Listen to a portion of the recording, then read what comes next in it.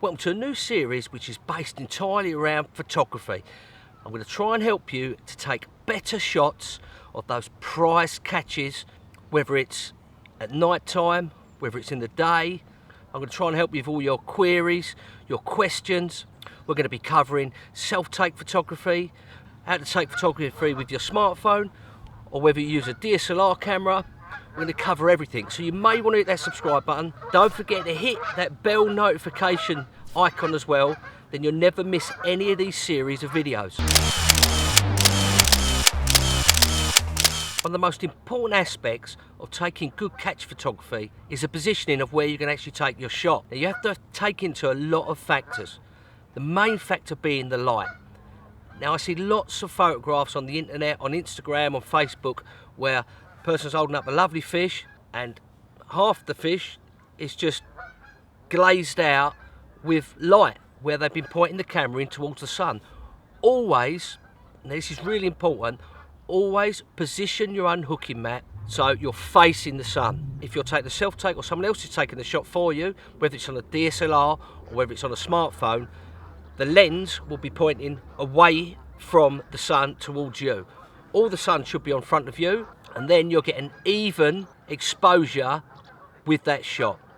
You won't get what I see a lot is like dappled light effect, blown out. It's called flaring. You get a flare of sunlight in your shots. Something else to consider as well is the nature of where we take our shots.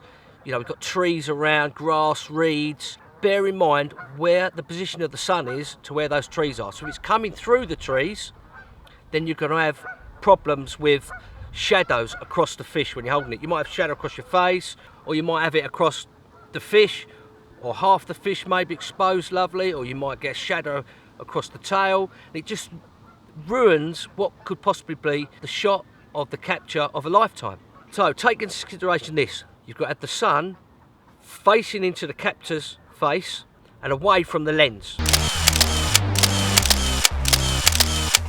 Second thing I see a lot, which really ruins the photos in my opinion, is that people aren't close enough to a background, i.e. like a tree or something like that, or reeds, or what I seem to find is you see a lot of like bivvies or buckets or fishing holders or rods or things like that. It just doesn't look right.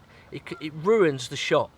What you need to do is find yourself a nice area of trees and get yourself as far back into those trees so they're touching your back.